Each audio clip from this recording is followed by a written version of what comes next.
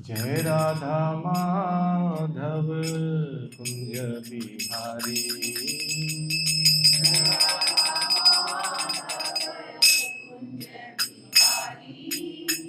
जय राधा माधव कुंज बिहारी।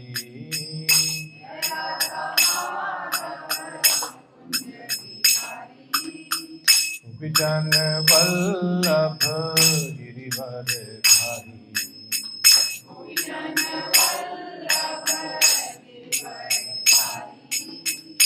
विजन वल्लभ गिरिवर धारी।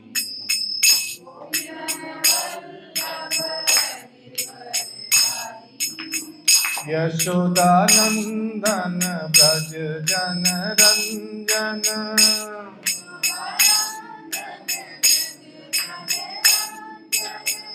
यशोदानंदन ब्रज जन रंजन।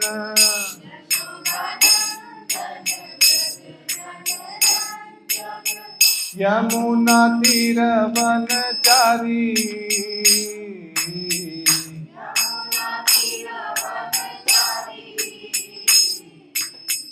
यमुना तीर वनचारी।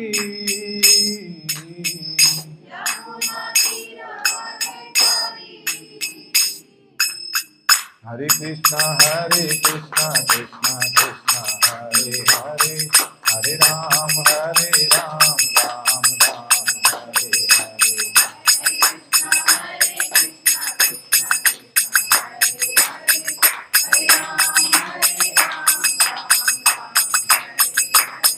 हरे कृष्णा कृष्णा कृष्णा हरे हरे। हरे राम राम राम हरे हरे।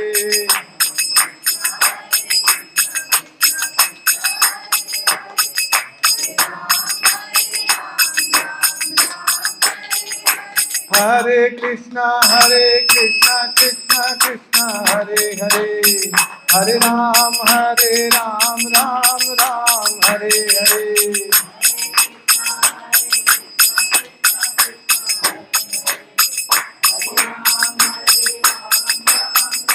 राम राम हरे हरे। जय हरि नाम संकीर्तन की। जगत गुरु श्रील प्रभुपाद की जय। गौर प्रेमानंदे। हम जो कीर्तन करते हैं तो शुरुआत में कीर्तन करने का अर्थ कुछ लोगों को पता है, कुछ को नहीं पता है। कीर्तन इसलिए किया जाता है कि जब हम किसी आध्यात्मिक विषय पे सुनते हैं या किसी भी जगह पे हमें फोकस करना है तो उसके लिए पहले हमारी सारी जो सेंसेज हैं, इंद्रियां हैं, वो एक जगह फोकस्ड हो। उसके लिए कीर्तन जब होता है तो भगवान का एक तो दिव्य नाम हमारे हृदय के अंदर जाता है, मन में, बुद्धि में, हमारा मिथ्या अहंकार सारा चूर चूर हो जाता है। और हृदय में जब अंदर जाता है तो हमारा एक जो बाकी चीज, जितनी भी चीजें, जैसे हाथ है, पैर हैं, आंखें हैं, कान हैं, बोलना सुनना, हाथों से ताली बजाना, ये सारी चीजें इस कीर्तन के द्वारा एक जगह हो जाती है। मतलब सारी चीजें एक ही चीज में कार्यरत हो जाती हैं। तो बाकी जैसे कोई काम कुछ लिख रहे हैं तो वहाँ पे सिर्फ हाथ ही काम कर रहा है, कहीं सुन रहे हैं तो सिर्फ सुन ही रहे हैं। लेकिन यहाँ पे सारी जितनी भी चीज़ें हैं, हमारे सेंसेज हैं, एक जगह आ जाती हैं। और जब एक जगह आती हैं तो हम जब जो सुन रहे हैं आध्यात्मिक विषय में, जो बहुत हायर चीज़ है, भगवान के विषय में जानना, जो मटेरियल चीज़ों से बिल्कुल डिफरेंट चीज़ है, तो उसको समझना बहुत आसान हो जाता है। इसलिए कीर्तन करते हैं। इसलिए कीर्तन में पूरा आनंद के साथ, जितना पूरा, मतलब ये मान लो कि घर पे बैठे अकेले हैं, पूरा भगवान के लिए कीर्तन कर रहे हैं, इस भाव से हमें। ऐसा नहीं कि ठीक है प्रभु जी बैठे हैं, बोल तो दिया तो थोड़ा हाथ हिला लेते हैं, थोड़ा होठ हिला लेते हैं पूरा मन से, हरे कृष्ण, पूरा मन से हमें इसको गाना चाहिए। ये भगवान की स्तुति करें एक तरीके से। हम तो स्तुति करते हैं तो पूरा पूरा अंदर के भाव जगा करके करनी चाहिए। और क्लास में भी जब हम बैठते हैं तो हमें पूरा मतलब कंसंट्रेशन होना चाहिए कि आज मैं, मेरा 1-1.5 घंटा जो मैं लेके आया हूँ या लेके आई हूँ, तो उसको मैं पूरा यूटिलाइज करूँ। तो मेरा जीवन का जो उद्देश्य है, मैं पता लगाने के लिए आया हूँ, तो मैं इसलिए इस समय को व्यर्थ नहीं करवाना चाहता। इसको मैं पूरा ध्यान से इसको समझना है मुझे। इसलिए हम पहले कीर्तन करते हैं तो भगवान का नाम भी होता है, कोई लोग बिना मन से भी गाते हैं तो भी उसका कई हजारों गुना फल मिलता है, और जो पूरा मन से आत्मता से भाव से गाता है उसका तो कहना ही है ना। तो मतलब कोई बाहर ऐसे हम कीर्तन करते हैं तो कई जीव ऐसे हैं जो दिखते नहीं है, उनको भी कानों तक जाता है। छोटे छोटे करोड़ों जीव हैं, बाहर आवाज आती है, पेड़ पौधे हैं, उनमें भी आत्माएं हैं, तो वो भी पवित्र हो जाती हैं, उनका भी कल्याण होता है। तो हमारा ही नहीं, बाकी लोगों का भी हम कल्याण कर रहे होते हैं। तो कई बार प्रश्न उठता है ना भी, कीर्तन करने का क्या फायदा, क्यों करते हैं पहले कीर्तन। तो उसका ये, कृपया करके अपना मोबाइल कुछ समय के लिए साइलेंट मोड पे डाल दें ताकि बार बार डिस्टर्बेंस नहीं हो। हरे कृष्णा। तो आप सभी का स्वागत है इस्कॉन के भक्ति वृक्ष कार्यक्रम में। आज सप्ताह कौन सा है, मैसेज में देखा होगा, कौन सा सप्ताह है जिसमें हम चर्चा करेंगे। अध्याय थर्ड। टीचर ने आज इसमें तो लिखा है, स्कूल में जाते हैं जैसे आज क्या पढ़ाएंगे पता होता है हमें। ठीक है, यहाँ पे तो लिखा हुआ है लेकिन नजर गई नहीं उधर, और सोच के नहीं आए थे भाई पूछेंगे कि हमारे से कोई। नहीं तो बता करके आते हम। एक्चुअली अटेंशन लेवल हमारा पूरा होना चाहिए। जब स्कूल की मटेरियल एजुकेशन के लिए भी हम पूरा ध्यान देते हैं कि आज टीचर अच्छा ये एग्जाम में प्रश्न आएंगे, इन पे तैयारी करनी है, ऐसा करके थोड़ा सा हम पढ़ के आ जाएं या विचार कर लें, फिर क्लास में आके और वो चीज़ अच्छे से क्लियर हो जाती है ना। तो 5 मिनट करते, 10 मिनट, जब जैसे समय मिले 7 दिन में कभी भी निकाल करके पढ़ के आ सकते हैं। तो आज हम तीसरे अध्याय से हम चर्चा करेंगे। तो उससे पहले एक बार हम ये मंगलाचरण करेंगे। मंगलाचरण पेज निकाल लीजिए, क्योंकि बिना गुरु के, बिना आचार्यों की कृपा के हम ना बोल पाते ना समझ पाते हैं। तो यही हमें कृपा देते हैं ताकि हम समझ सकें आध्यात्मिक विषय को, और व्यास आसन पे बैठ करके उनकी कृपा से ही हम कुछ बोल पाते हैं। तो आप अध्याय 3 निकाल लीजिए, पृष्ठ संख्या 10। पहले कौन पढ़ना चाहेंगे माताओं में से? जी हाँ, श्री कृष्ण भावनामृत अर्थात कृष्ण भक्ति विश्वास का प्रश्न नहीं है, वरना यह तो एक विज्ञान है। उस विज्ञान का प्रथम चरण तो यही ज्ञान प्राप्त करना है कि जीवित एक मृत देह में अंतर है। वह अंतर क्या है? वह अंतर यह है कि जब किसी की मृत्यु होती है तो आत्मा अर्थात जीवन शक्ति देह को त्याग देती है, इसलिए शरीर मृत कहलाता है। तो दो वस्तुएं हुई, एक यह देह और दूसरी देह के भीतर रहने वाली आत्मा। जीवन शक्ति हम शरीर के भीतर विद्यमान जीवन शक्ति के विषय में चर्चा करते हैं। सर्वप्रथम तो यह समझना आवश्यक है कि मैं तो आत्मा हूँ, अर्थात इस शरीर में अलग कोई और दूसरी वस्तु हूँ। उदाहरण के लिए जब शिशु का विकास होता है तो वह बालक बनता है, बालक युवक होता है, युवक एक मध्यम अवस्था वाला व्यक्ति होता है, फिर एक अधेड़ मनुष्य वृद्ध बन जाता है। तो इस संपूर्ण समय के भीतर यद्यपि हमारे शरीर में शिशु अवस्था से वृद्ध मनुष्य बनने तक निरंतर परिवर्तन हो रहा है, फिर भी हम सोचते हैं कि हम वही व्यक्ति हैं। आप देखिए तो सही है, देह परिवर्तन हो रही है परंतु देह में निवास करने वाली आत्मा वहीं बनी रहती है। जैसे आप अपने कोट और कुर्ते को बदल सकते हैं, यदि आप भिन्न प्रकार का कुर्ता और विभिन्न प्रकार का कोट पहनकर मुझे भेंट करने आए हैं तो क्या इसका यही अर्थ हुआ है कि आप एक भिन्न व्यक्ति है? जी नहीं। उसी प्रकार प्रत्येक बार जब आपकी मृत्यु होती है तो आप शरीर परिवर्तन कर लेते हैं, परंतु आप अर्थात शरीर में रहने वाली आत्मा वही रहती है। इस विषय को समझना आवश्यक है, तभी हम कृष्ण भावनागत विज्ञान के आगे प्रगति कर सकते हैं। बहुत अच्छा। तो इसके आगे वाला पैराग्राफ कौन पढ़ेंगे? आप। हाँ,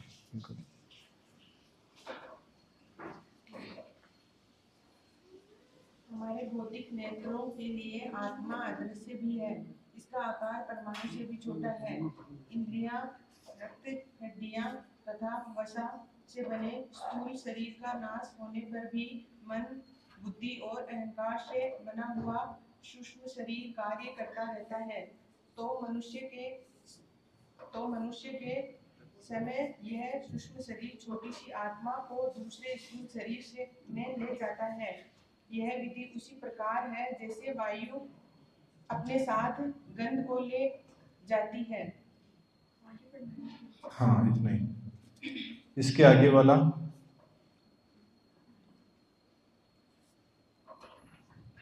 कोई यह नहीं देख सकता कि गुलाब की गंध कहाँ से आ रही है। हम ये जानते हैं कि यह वायु के द्वारा लाई जाती है। आप देख नहीं सकते कि यह सब किस प्रकार हो रहा है, परंतु ऐसा ही होता है।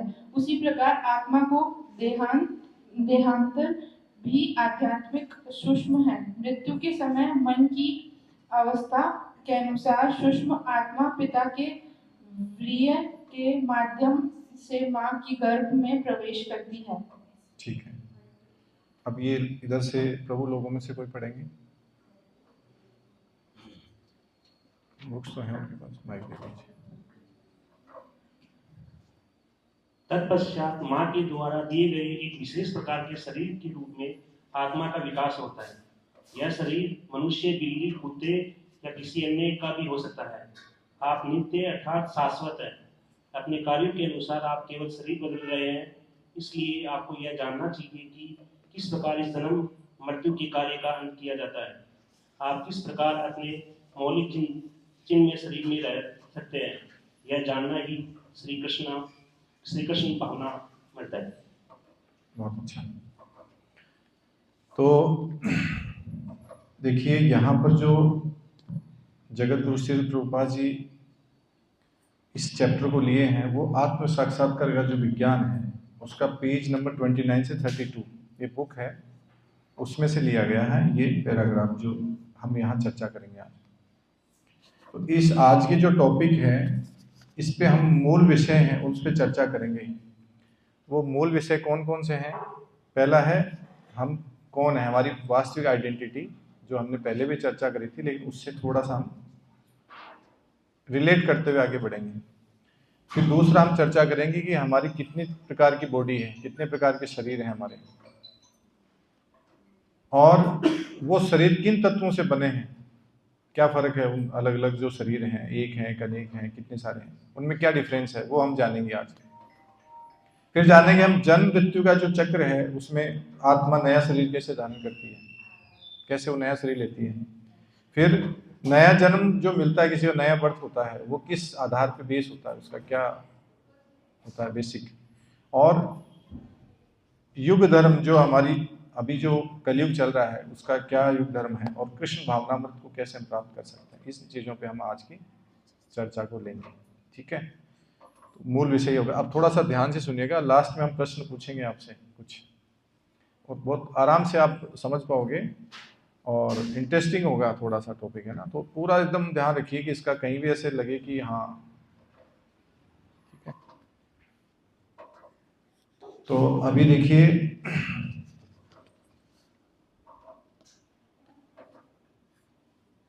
अपने भीतर की खोज करो, अपने आइडेंटिटी पहचानो पहले तो कि हम कौन हैं। अब ये एक शाश्वत सत्य है, जैसे यहाँ पे बताया गया है कि हम कैसे अपने आप को आइडेंटिफाई कर सकते हैं। ये बेसिक हमारा पूरा स्ट्रक्चर आ गया इसमें, जो हम आज के टॉपिक पे चर्चा करेंगे। ठीक है,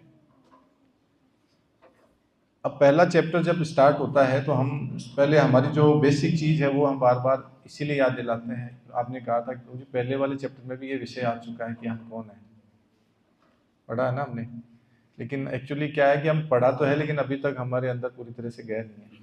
प्रभुपाद जी खुद कई बार इसको एक ही चैप्टर को 5, 7, 10 वीक तक करते थे, फिर बोलते थे आगे बढ़ो आगे बढ़ो। बोले पहले यहाँ क्लियर तो हो जाओ, आप जानते हो कि आप आत्मा हैं या शरीर हैं या क्या हैं, आपको पता है थोड़ा बहुत, लेकिन फिर भी आप मान नहीं रहे उस चीज़ को कि हम कौन हैं।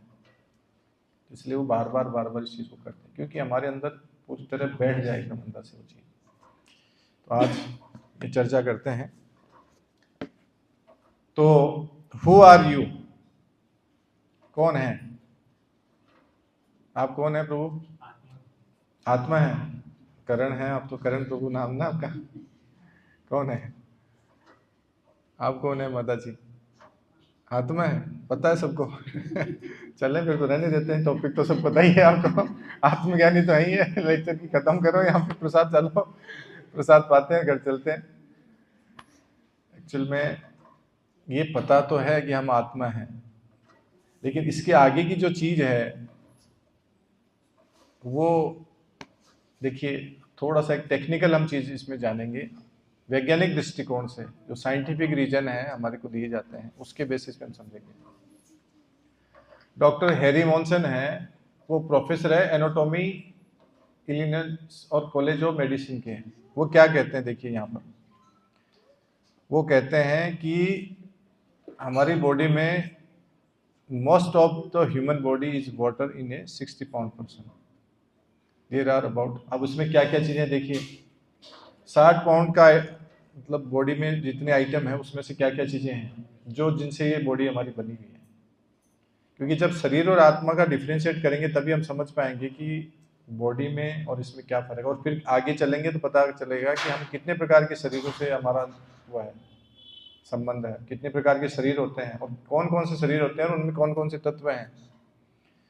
तो इसमें देखिए 5 पाउंड ऑफ कैल्शियम, आधा पाउंड है वो है फॉस्फेट, और 9 ऑन्स है वो है पोटेशियम। इस तरह से ये sodium, sulphur, magnesium, iron, copper, iodine, ये सारी चीज़ें हैं बॉडी में जो हमारे हैं। इन चीज़ों से ये बॉडी बनी हुई है। इसको आप निकालोगे, टेस्ट करोगे ना, तो हमारी बॉडी में से ये चीज़ें निकलेंगी कि इतना ये है, क्योंकि इन चीज़ों का कम ज़्यादा होता है। अब ये जो है, जैसे JSC में हमने पढ़ा था, प्रभु जी ने बताया था, फिर भी कुछ मिस हो गया, तो ये क्या है, डिटेल में चर्चा होती है, वहाँ होती है शॉर्ट में की चीज़ में, यहाँ डिटेल में चर्चा होती है भक्ति और इस प्रोग्राम में, और क्वेश्चन आंसर हम कर सकते हैं। तो ये जो शरीर है जो इन चीज़ों से बना हुआ है हमारा, इसकी वैल्यू कितनी होगी इन सब चीज़ों की जिनसे हमारी बॉडी बनी हुई है, उसकी क्या वैल्यू है, कितना वैल्यू समझते हैं हम?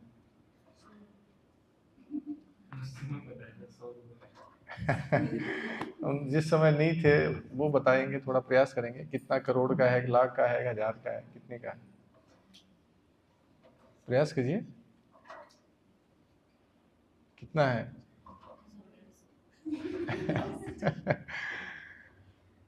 कितने का होगा माता जी? 1 लाख का, 1 करोड़ का? अनुमान तो लगाओ फिर भी, जैसे कितना लगता है कि ये इस बॉडी का जो दिख रहा ढांचा, इसका कितना वैल्यू होगी? 100-150 इतनी मतलब कमजोर वैल्यू हमारी, बताओ, 100-150 रुपए का ही। हाँ, तो वैसे देखा जाए तो इसका कोई मोल नहीं है। अभी किडनी बेचने जाए तो करोड़ों में, हार्ट का कोई मोल नहीं है, आंखों का कोई मोल नहीं है, देखा जाए तो ये इंस्ट्रूमेंट है हमारे साथ में। लेकिन बॉडी जो बनी हुई है, ये जो आंखें हमारा को खरीद के थोड़े लाए हम, ये तो साहब इतने करोड़ की, तो अपने आप हो गया। ये किडनी, आंखें, हार्ट, लीवर, ये सब खरीद के थोड़े लाए, ये तो भगवान ने दिया है। लेकिन अब ये जो केमिकल फॉर्मूला है, साइंस केमिकल फॉर्मूले से समझती है कि ये इतना इतना इतना है, तो इनकी वैल्यू कितनी है? 110 रुपये। ये हमारी एक्चुअल वैल्यू है, और हम सोचते हैं कि पता नहीं हम क्या है, क्योंकि हमारी पहचान हम बॉडी से करते हैं इसलिए। अब आगे देखिए, अब आप अगर कोई ये कहे कि आप सिर्फ 110 रुपये का हो, तो मतलब कैसी बातें करते हो प्रभु जी? ये भी कोई चलने वाली बात थोड़ी है। लेकिन हम यहाँ इस चीज़ को नहीं मानते। जैसे कोई अगर आपसे, कोई आपका दोस्त ये कहे कहीं कि मान लो कोई एक्सीडेंट हो गया कहीं पे, दोस्त आप जा रहे हो कहीं, एक्सीडेंट हो गया, और उस दोस्त को हॉस्पिटल लेके जाओगे या फिर आप कोई गैरेज में लेके जाओगे? हॉस्पिटल लेके जाओगे। मर्सिडीज कार में एक्सीडेंट हुआ है, ये मान लो कार चला रहा है वो, और मर्सिडीज बेंज है और एक्सीडेंट हो गया, तो आप कहाँ लेके जाओगे? गैरेज में लेके जाएंगे। गाड़ी की वैल्यू ज्यादा है भाई, शरीर की तो 110 रुपये बता रहे हो आप, सही आंसर दिया है भाई। उसकी वैल्यू 110 मान रहे हम, और गाड़ी को गैरेज में लेके जाएंगे, 40 लाख की गाड़ी है। लेकिन जब इसको तत्व से हम समझते हैं तो बोले कि शरीर जो है वो चेतन है, गाड़ी चेतन नहीं है। शरीर की वैल्यू तो उतनी है, 110 रुपये है उसकी। अगर देखो, अच्छा मान लो कोई कहीं डेड बॉडी है, उसका कितना रुपए दे दोगे? बोले कोई काम की नहीं, ले जाओ इसको, चलाओ। शरीर की वैल्यू तो उतनी है, लेकिन उसके अंदर जो चीज है उसकी वैल्यू है। अरे वो जिंदा अभी बच जाएगा, अभी वो इस शरीर से कार्य कर सकता है, तो उस शरीर की वैल्यू नहीं है, उसके अंदर जो चेतन है, वो आत्मा है, उसकी वैल्यू है। अरे नहीं, लेके जाओ इसको। अरे 5 करोड़ की नहीं, 50 करोड़ की गाड़ी भी छोड़ो इसको, ये नहीं रहेगी, ये निकल जाएगा थोड़ी देर में, इसको लेके पहले जाओ। तो वैल्यू शरीर की है या आत्मा की है? आत्मा की है, गाड़ी की नहीं है ज्यादा। तो ये चीज है।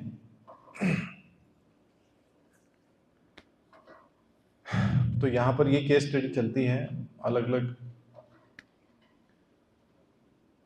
कि हम बॉडी नहीं है, ये आत्मा है। तो आत्मा की जो अस्तित्व है, उसका जो एग्जिस्टेंस है, उसके प्रमाण क्या है? वैज्ञानिक प्रमाण, ऐसे नहीं कि मैं मानता हूँ जी आप मानते हो, मानता नहीं। साइंटिफिक रीजन बताइए क्या प्रमाण है उसके।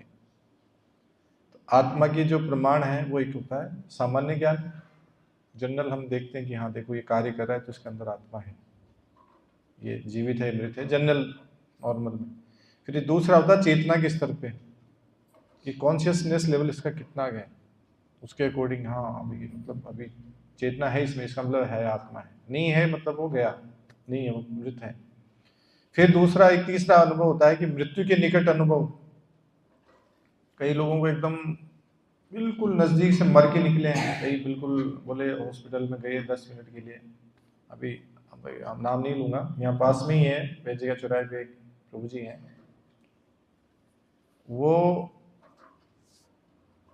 उनके मतलब उनके ससुर जी जो अभी एक्सपायर हो गए कुछ दिन पहले, तो वो यहाँ हॉस्पिटल में गए थे, खंडेलवाल हॉस्पिटल हार्ट के। तो उनके साथ तीसरा चौथा हार्ट अटैक था उनका, तो वो वहाँ जा एडमिट हो गए।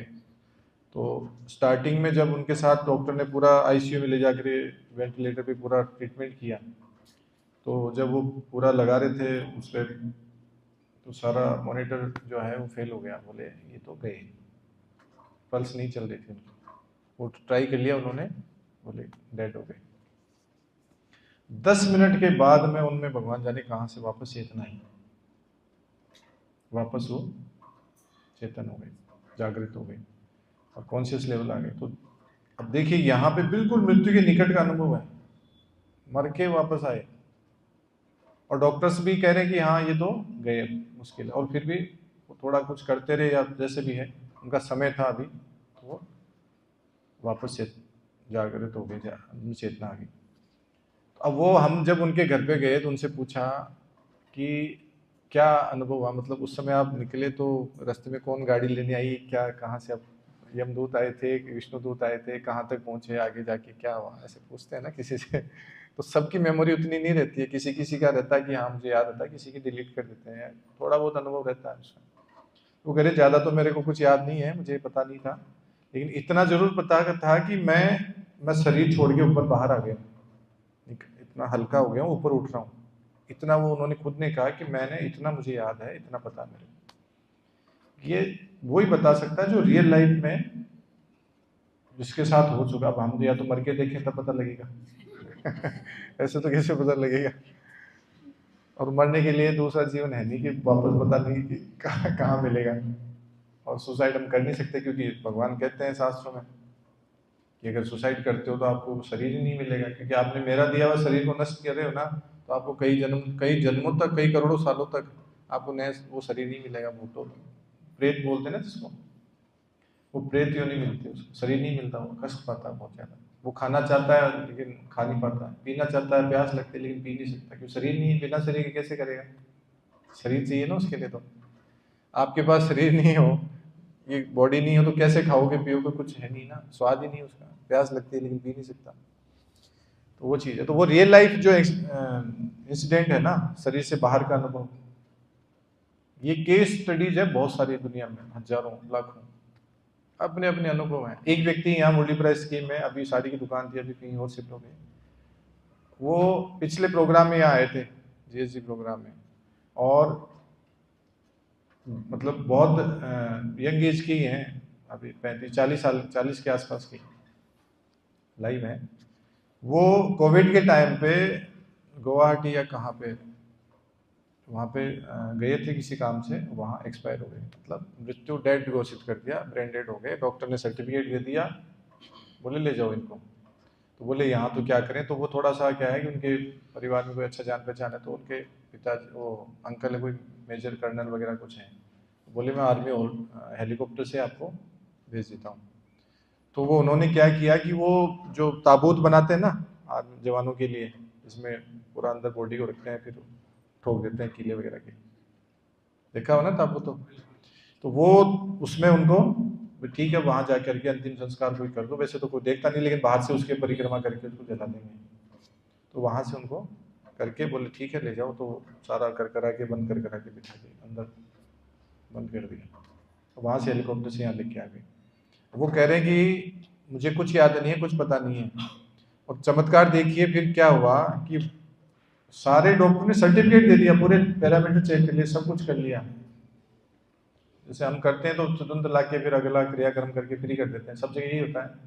वो उनकी किस्मत ये थी कि उस समय वो मतलब या यूँ कहें कि उनका समय था अभी, वो उनका अभी जाना नहीं था, तो वो बाद की चीज़ें वो बताएंगे। लेकिन फिर उन्होंने कहा कि मैं जैसे ही मतलब मुझे तो याद नहीं, लेकिन इतना याद है यहाँ जब मैं पहुँचने के बाद वो जो ताबूत था पूरा कीलों से ठोका हुआ था, एकदम भयंकर, मतलब उसको कोई खोल नहीं सकता, हाथों से तोड़ नहीं सकता, पूरा उखाड़ना ही पड़ेगा उसका, ऐसे नहीं कि कोई खुल जाए। वो कोई चिटकनी नहीं आती उसमें, पूरा पैक होता है वो।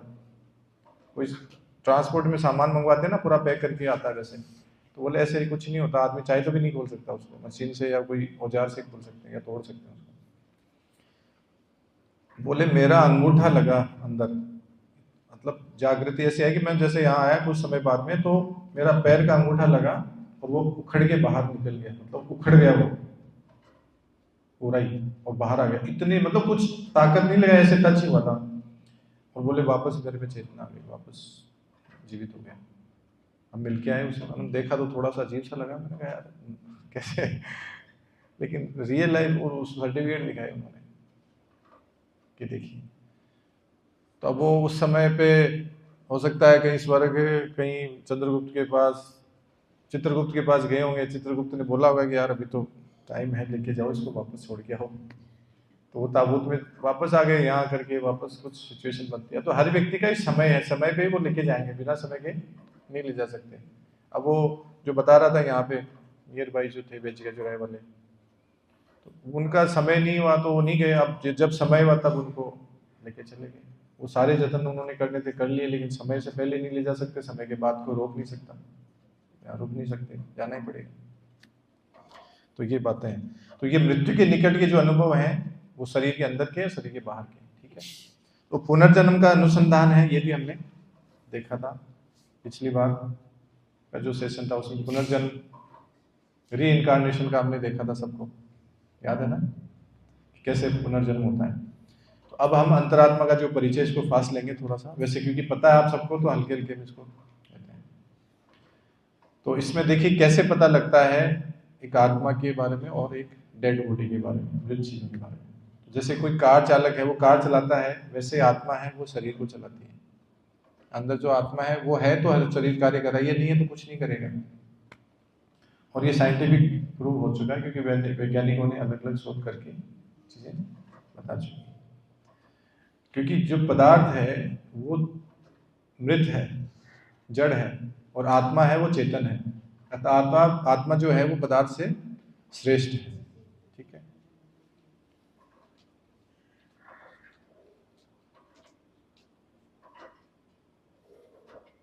अब यहां पर देखिए एक चीज समझेंगे यहां से, क्या मैं पदार्थ हूं या मैं आत्मा हूं? तो ये कैसे समझेंगे? आत्मा की जो अस्तित्व है उसके वैज्ञानिक कारण क्या है, कैसे हम पता लगाएंगे वो हमने। और जीवित और मृत व्यक्ति या रोबोट के बीच में क्या अंतर है? एक रोबोट है वो भी तो काम करता है ना, जैसे हम करते हैं। बोले यार वो भी तो एक्टिव दिख रहा है, चल रहा है, फिर रहा है, बात कर रहा है, लगता है ना। प्रश्न उठता है कि उसमें इसमें फिर आदमी में क्या फर्क है? भाई आदमी भी काम कर रहा है, वो भी काम कर रहा है, असेंबलिंग कर रहा है, सारे काम कर रहा है, पोछा भी लगाता है, वैक्यूम क्लीनर आ गए आजकल तो, और वो रोबोट क्लीनर आ गए घर में आजकल, सीधा लगा तो अपने आप ही सारा क्लीन करके कर देगा, अपने आप चार्जिंग कर लेगा, अपने आप अपनी जगह आ जाएगा, कहीं कोई करने की जरूरत नहीं। और एडवांस टेक्नोलॉजी चल रही है। बोले उसमें इसमें फिर क्या फर्क है? वो उसमें भी तो आत्मा है ना, रोबोट में आत्मा है कि नहीं है? बताइए क्यों नहीं है, बताओ। गुस्सा और गुस्सा नहीं आता, और इसलिए ये फर्क है। अच्छा, जिसको जब प्रभु लोगों में भी, कई लोगों माता लोगों में भी गुस्सा नहीं आता है, तो इसका मतलब वो आत्मा नहीं है। और अच्छा है, और कोई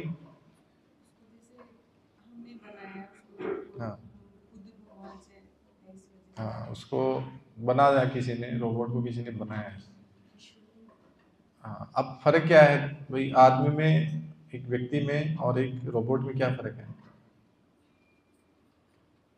रोबोट सूंघ सकता है, कुछ फील कर सकता है।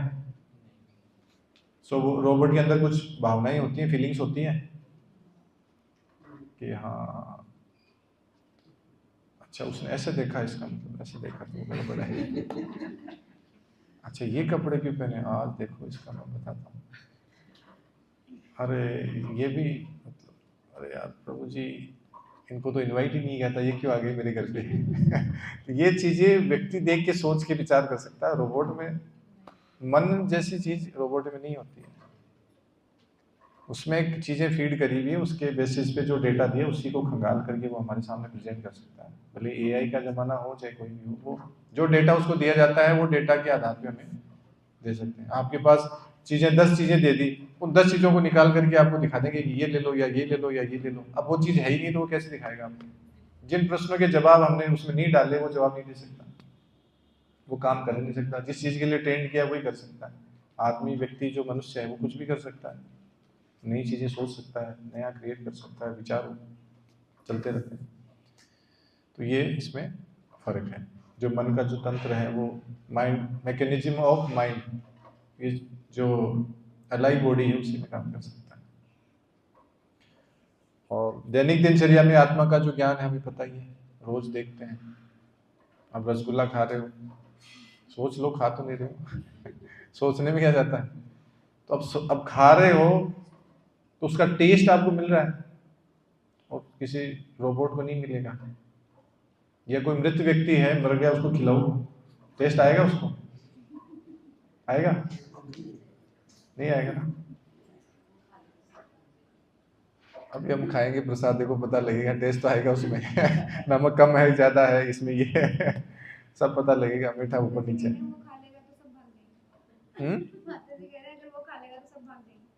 हाँ, अगर वो खा लेंगे तो, लेकिन उसमें चेतना आ जाएगी ना, मतलब उसमें कुछ है तभी तो वो खा पाएगा ना।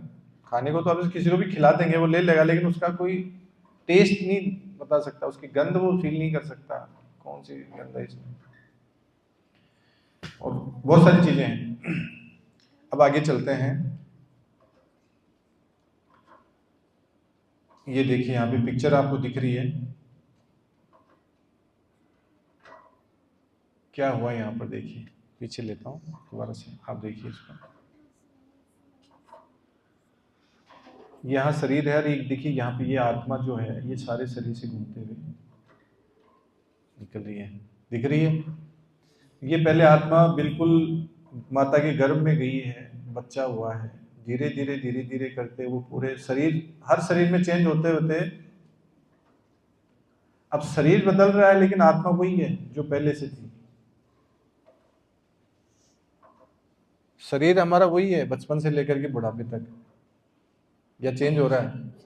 शरीर बदल रहा है, शरीर वो नहीं है, शरीर बदल रहा है, नित्य प्रतिदिन बदल रहा है, बॉडी बदल रही है, लेकिन आत्मा वही है उसी शरीर में जब तक वो है। अब देखिए शरीर और आत्मा में क्या फर्क है। तो शरीर जो है वो पदार्थ से बना हुआ है, मटेरियल चीजों से बना हुआ है, मैटर है, और आत्मा है वो शाश्वत है। ये शरीर है वो जड़ है और आत्मा चेतन है। जड़ का मतलब जो कुछ कार्य नहीं कर सकता, हिलडुल नहीं सकता अपनी मर्जी से कुछ भी। शरीर है वो परिवर्तनशील है, चेंज होता रहता है, फिक्स नहीं रहता। आत्मा अपरिवर्तनशील है, कभी चेंज नहीं होती। ना उसको आप सुखा सकते हो, ना भिगो सकते हो, ना जला सकते हो, ना काट सकते हो, ना उसको बांध सकते हो। अव्यय और अविनाशी है। शरीर अस्थायी है, टेम्परेरी है, कभी भी खत्म, पता ही नहीं चलेगा कब गया। लेकिन आत्मा वो शाश्वत है, कभी खत्म नहीं होगी। शरीर मृत है और आत्मा चेतन या परमानेंट इटर्नल लाइव रहता है। अब यहाँ पर एक छोटा सा हम क्लिप देखेंगे कि कैसे हमारा शरीर बदल रहा है।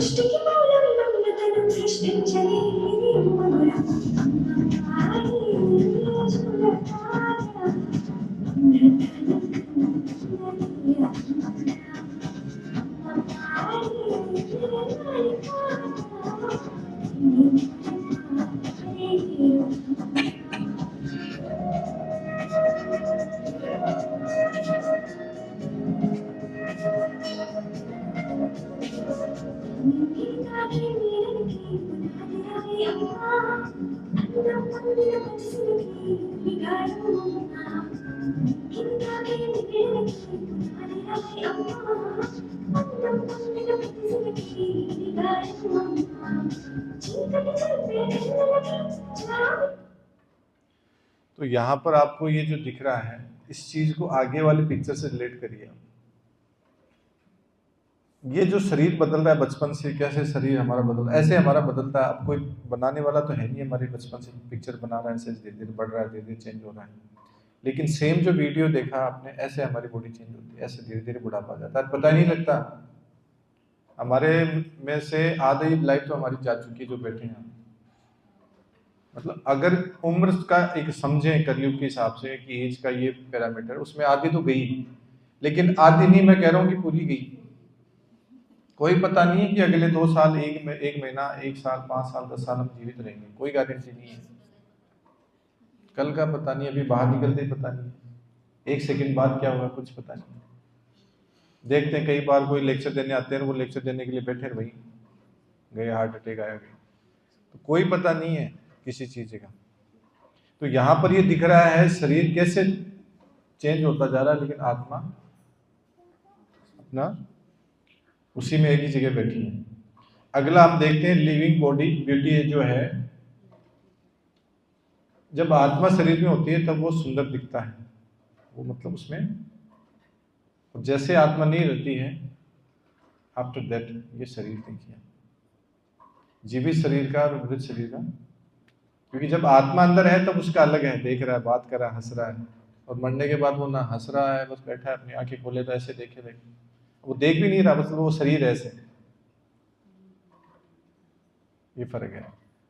अब इसमें देखिए दोनों चीजों में केमिकल आर द सेम, दोनों में केमिकल सेम है, लेकिन फर्क क्या, नो फीलिंग्स।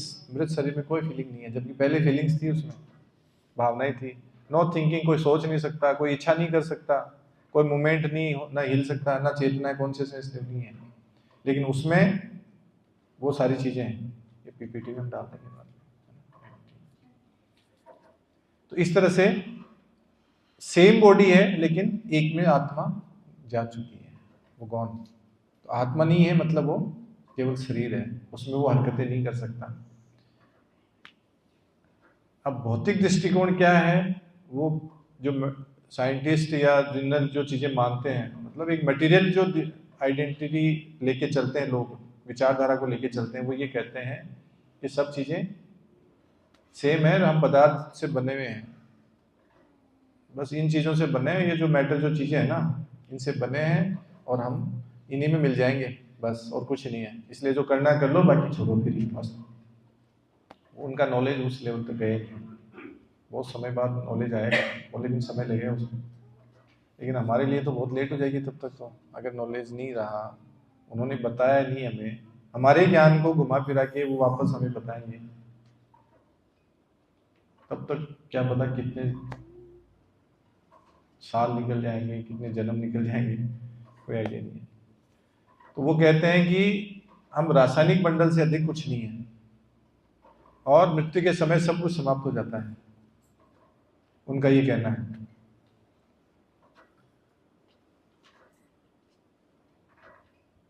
और स्पिरिचुअल जो दृष्टिकोण है उसमें ये है कि सभी में आत्मा होती है, भले ही वो चाहे छोटा जीव हो, बड़ा जीव हो, मनुष्य हो, पशु हो, और सब में सेम क्वांटिटी की, सेम साइज की होती है। कि हम मांस और हड्डियों से बना शरीर नहीं है, हम आत्मा है। ये हमारा शरीर है, हम शरीर नहीं है, लेकिन हम आत्मा है। हम आत्मा जो भौतिक शरीर में कैद है, इसके अंदर कैद है एक तरीके से। और जब भौतिक शरीर काम करना बंद कर देता है तो हम मरते नहीं है। मतलब ये काम करना बंद कर दिया, हमारी बॉडी कुछ भी नहीं कर पा रहे हैं, छोड़ दिए, लेकिन फिर भी हम मरते नहीं, क्योंकि हम तो शाश्वत है, मरते नहीं है, हम दूसरा शरीर ले लेंगे। जब कोई व्यक्ति मर जाता है तो क्या कहते हैं, वो मर गया। तब शरीर छोड़ देते, आत्मा निकल जाती है तो क्या कहते हैं, वो डेड हो गया, मर गया। और लेकिन वास्तव में आत्मा का निधन होता है क्या?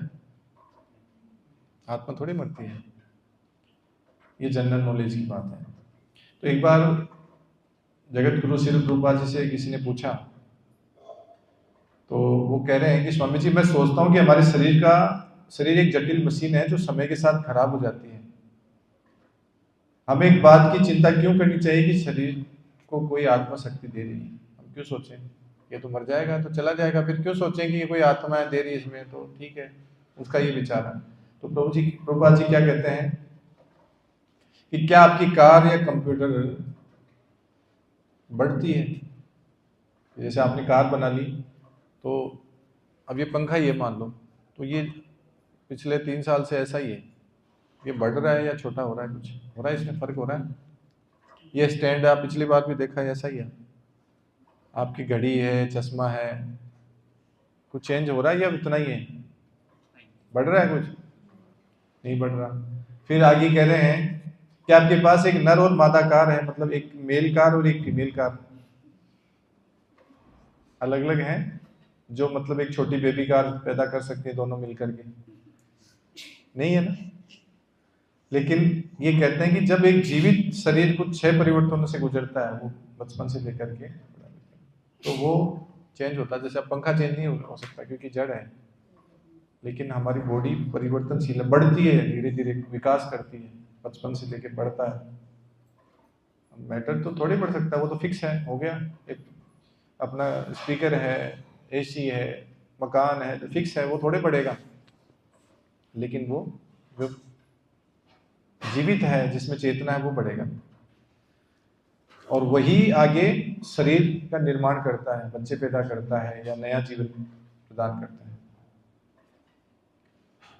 तो यहाँ पर भगवत गीता की श्लोक है, 2 अध्याय का 20वां श्लोक, न जायते म्रियते वा कदाचि ज्ञान भूत्वा भूमिभात्वा न भूयः अजो नित्य शाश्वतो अयं पुराणो न हन्यते हन्यमाने शरीर। इसका अर्थ यह है कि आत्मा का न तो कभी जन्म होता है और न कभी मृत्यु होती है। ये कौन कह रहे हैं?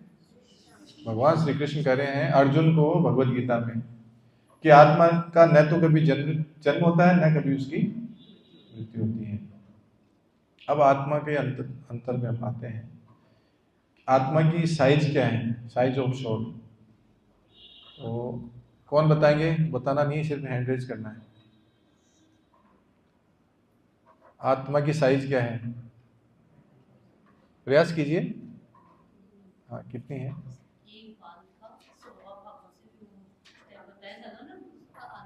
हाँ, बहुत अच्छा प्रयास है, बिल्कुल नजदीक पहुंच गए। और कोई ट्राई करना चाहें? हाथ खड़े करेंगे। नए लोगों में से आप तो प्रभु जी विद्वान है। हाँ बताइए। हाँ आप ही बताइए। हाँ, बाल के आगे का एकदम टिप है, उसका 10,000वां भाग। बहुत अच्छा, तालियां हो जाए माता जी के लिए। बाल के अग्रभाग का, जो बाल के आगे की टिप है, बहुत बारीक है, दिखती नहीं है, नौ जो इसकी जड़ है, उसका 10,000वां टुकड़ा, तो उसके टुकड़े करो। हम 2 टुकड़े नहीं कर सकते, उसके 10,000 टुकड़े करो, 1 फिर 2 फिर उसके, तो देख सकते हैं क्या उसको? इतना सूक्ष्म है। वो भी एक जस्ट एग्जाम्पल के लिए, उससे भी ज्यादा सूक्ष्म होता है इतना। तो जब एक बाल के ऊपरी हिस्से को 100 भागों में विभाजित किया जाता है और प्रत्येक भाग को फिर 100 भागों में विभाजित किया जाता है, मतलब 100 टुकड़े करो और फिर उसके 100 करो, तो 10,000 टुकड़े हो गए उसके। तो प्रत्येक भाग आत्मा के आयाम का माप होता है, वो साइज होती है आत्मा की। ठीक है। अब जीवित शरीर और रोबोट के बीच के 3 मुख्य अंतर जो हमने समझे थे कि जीवित शरीर में 6 परिवर्तन होते हैं और पदार्थ केवल घटता है, वो बढ़ता नहीं है, वो डिप्रिशिएट होता रहता है। कंप्यूटर है, ये है, घिसते रहते हैं, उसका कोई वर्तन नहीं होता, वो कमजोरी होता है, अपनी जगह से हटता ही है, उसका लेवल गिरता रहता है, बढ़ता नहीं कुछ भी, डिप्रिशिएट होता है, एप्रिशिएट नहीं होता वो। नर और मादा जीवित शरीर समान प्रजाति को उत्पन्न कर सकते हैं, मशीन प्रजनन नहीं कर सकती, कोई नया क्रिएट नहीं कर सकती मशीन। जबकि मनुष्य है या जो शरीर है, जिनके अंदर भी शरीर है, जो भी जीवित प्राणी है, वो नया क्रिएट कर सकते हैं। और जीवित शरीर में चेतना होती है, जो सोच सकता है, महसूस कर सकता है, इच्छा कर सकता है। ये इच्छा जो शब्द है ना, वो हमारे अंदर ही है। इच्छा हो रही है यार, आज तो वहाँ चल के आते हैं, इस्कॉन मंदिर चल के आते हैं। इच्छा हो रही है आज तो प्रोग्राम ही चलते हैं। इच्छा हो रही है आज तो ये बना के खाते हैं, आज तो इडली सांभर बनाते हैं। इच्छा हो गई आज तो वो वाले कपड़े पहनते हैं, आज ये गाना सुनते हैं। ये इच्छा करता है ना मन, तो वो फर्क है, ये चेतना का फर्क है। अब आगे चलते हैं। अब यहाँ पर भगवान जो हैं वो अर्जुन को बता रहे हैं। अर्जुन, अब ये हमारे लिए लेसन है कि मुझे आत्मा के बारे में अध्ययन क्यों करना चाहिए। अब ये जो प्रश्न उठता है कि क्यों समझें, हम पता लग गया हम आत्मा है, लेकिन हम क्यों समझे इस चीज को। तो यहाँ पर अर्जुन भी ये सिचुएशन में था। उसको भी पता नहीं था जब तक युद्ध की स्थिति नहीं आई। वो भी अपना परिवार, ये सब चीजें समझ के चल रहा था। उसको पता ही नहीं था कि मैं परिवार हूँ या मैं व्यक्ति हूँ या ये आत्मा हूँ। मतलब उसको समझ में नहीं था, तब तक जानकारी नहीं थी। तो यहाँ पर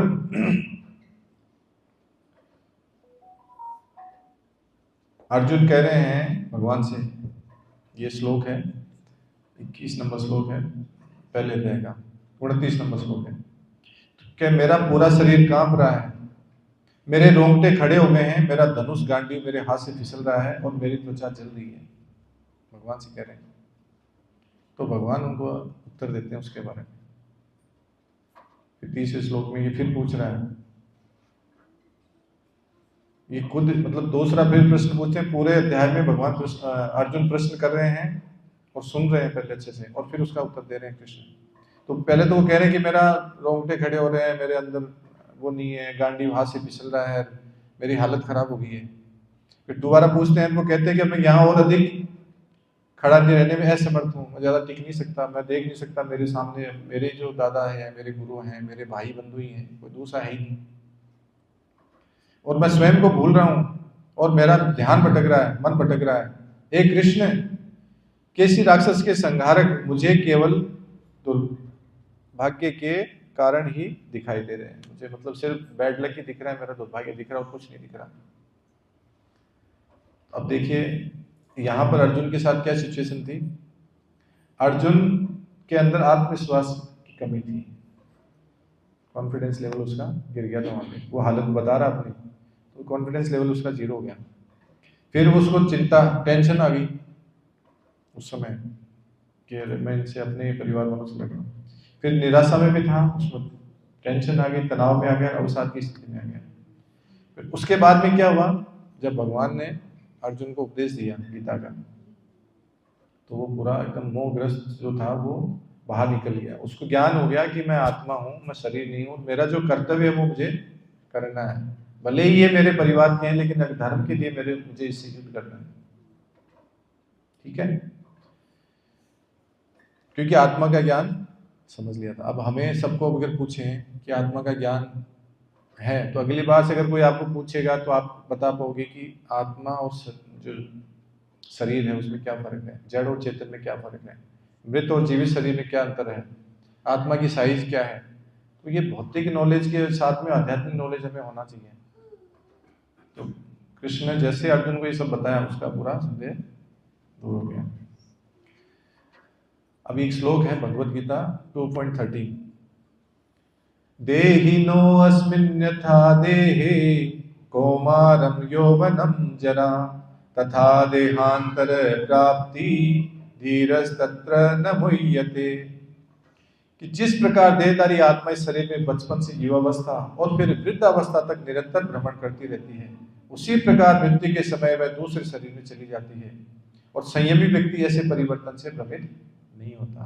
उसको पता है कि चेंज होने वाली, अरे मैं मर जाऊंगा तो क्या, उसको पता है कि मैं शरीर छोड़ना दूसरे शरीर में चला जाऊंगा, क्यों टेंशन लूंगा, और मेरे टेंशन लेने से होगा भी क्या, बचा ही नहीं सकता, मैं जल्दी मरूंगा टेंशन लूंगा तो मोहग्रस्त नहीं होता है।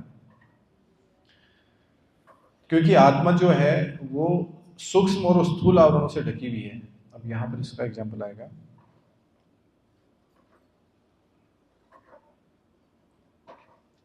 कितने प्रकार के शरीर हैं ये जानेंगे हम। तो आप में से बताइए, कौन बताएंगे कितने प्रकार के शरीर होते हैं? हैंड रेज करिए, पीछे से, इधर से, कितने प्रकार के शरीर होते हैं? आइडिया? 5, 10, 15, 500, 1000? ठीक है, जानते हैं हम। एक शरीर है स्थूल शरीर। 3 प्रकार के शरीर होते हैं। पहला होता है स्थूल शरीर, जिसको कहते हैं ग्रॉस बॉडी। और ये स्थूल शरीर किन तत्वों से बना है? जो हमारा जो शरीर है ये किन चीजों से बना हुआ है? पृथ्वी, जल, अग्नि, वायु, आकाश, 5 तत्वों से, 5 महाभूतों से ये बना हुआ है। सबको पता है, ये तो पढ़ा हुआ है। और इन्हीं से फिर हड्डी, मांस, मेद, मज्जा, ये सब चीजें इसी से ही अंदर होती है। इसके अंदर जो बाहर जो दिख रहा है बॉडी हमारी, इसके अंदर एक शरीर और है जो आपको बाहर जो दिख रहा है ना, इसके अंदर एक शरीर और है। वो कौन सा है? सूक्ष्म शरीर। और वो किन से बना हुआ है? मन, बुद्धि और अहंकार, मिथ्या अहंकार। ये सटल बॉडी है, ये ग्रॉस बॉडी है। इसके अंदर जो है वो सटल बॉडी है, जो मन जो दिखता नहीं है। सूक्ष्म शरीर इसलिए कहते हैं वो दिखता नहीं है। बुद्धि दिखती है किसी को? अहंकार दिखता है किसी का? इसमें ईगो है, दिखता है कि कैसा होता है ईगो? ये साइज है उसकी, मटर के दाने जितनी या इतनी बड़ी, कुछ नहीं दिखता, कुछ होता भी नहीं है। अंदर खोल के देख लो, पूरी बॉडी में दिखेगा, लेकिन होता तो है।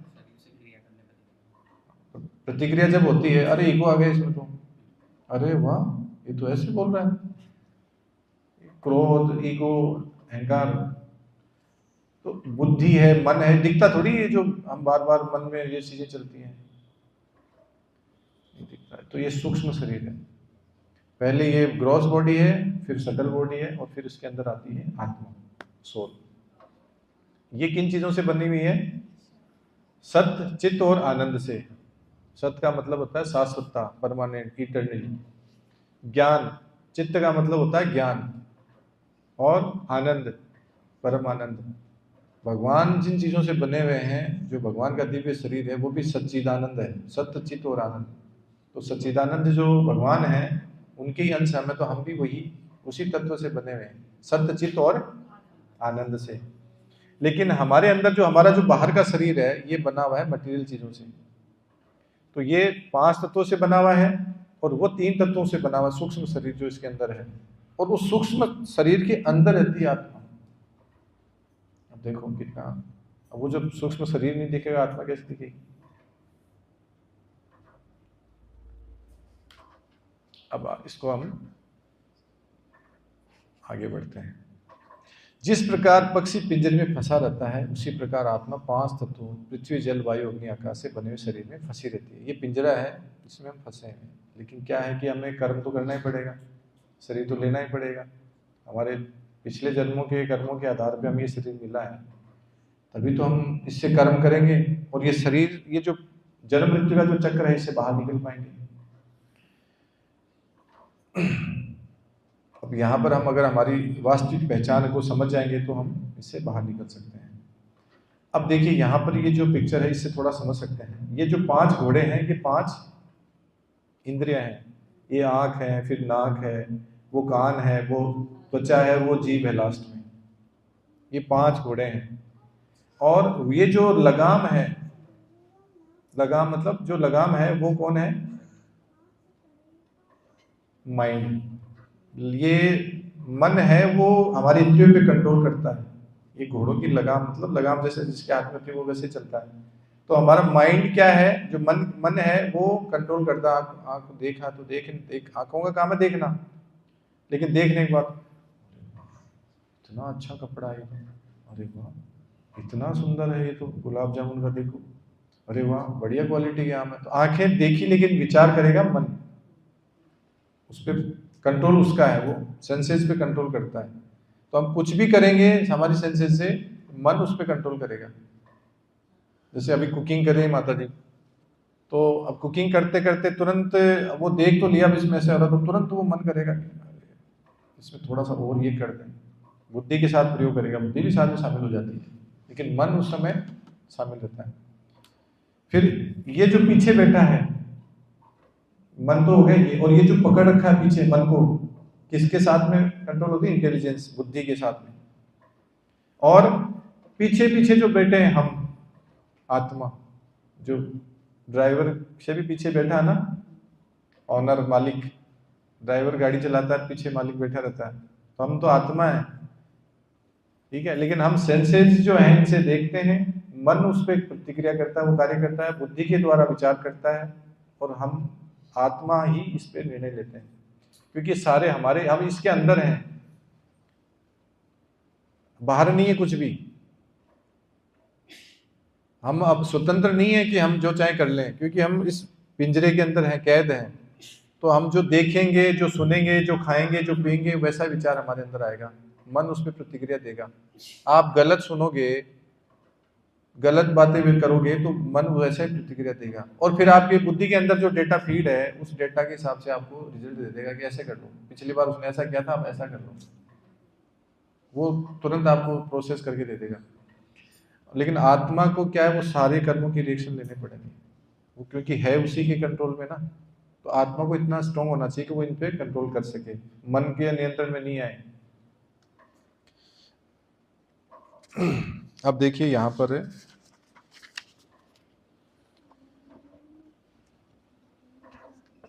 आत्म साक्षात्कार का जो विज्ञान है उसको हम कैसे समझेंगे, क्योंकि यहाँ देखिए जैसे बताया गया है बुक्स में, प्रभुपाद जी कहते हैं कि जैसे कोई ये देख सकता है कि गुलाब की गंध कहाँ से आ रही है, ये देख सकता है क्या? नहीं देख सकता। जैसे कोई नहीं देख सकता कि गुलाब की गंध कहाँ से आ रही है, हम जानते हैं कि वायु के द्वारा लाई जाती है।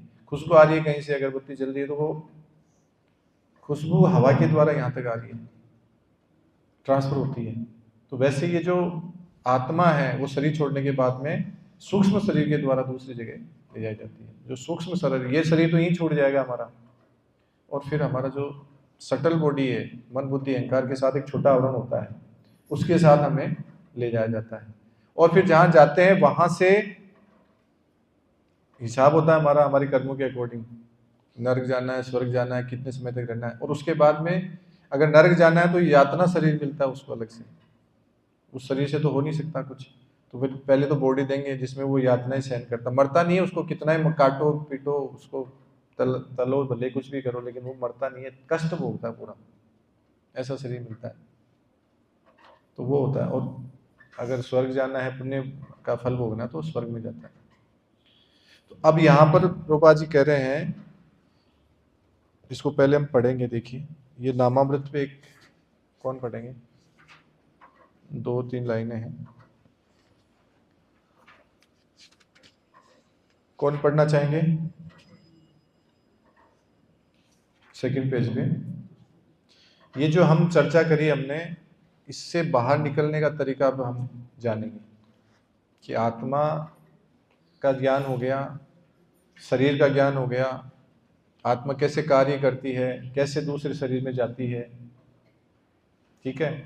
लेकिन अब ये जो पूरा मोमेंट है जो हम समझ चुके हैं, इस जीवन में आए हैं, ये जन्म मृत्यु का जो चक्र है, इसमें बार बार आ रहे हैं, जा रहे हैं, फिर नया शरीर ले रहे हैं, फिर नया शरीर ले रहे हैं, इतने सारे शरीर हम ले रहे हैं, कभी कुत्ते का, बिल्ली का, हाथी का, घोड़े का, गधे का, ऊंट, चूहा, बिल्ली, कुछ भी बन गए हम, मच्छर बन गए, क्यों लेना पड़ रहा है बार बार हमें? तो ये हमें पता है कि कर्मों के आधार पर हमें लेना पड़ रहा है, हम जैसे कर्म करेंगे उसके अकॉर्डिंग हमें को लेना पड़ेगा। लेकिन ये डिसाइड करेगा कौन? ये प्रकृति, भगवान डिसाइड करते हैं, वो व्यवस्था करते हैं कि हमें अगला जीवन कैसा मिलेगा। तो अब इससे बाहर कैसे निकले, ये जो जन्म मृत्यु का जो चक्र है, इससे बाहर कैसे निकले, उसके बारे में ये हम थोड़ी सी चर्चा करेंगे। तो पढ़िए।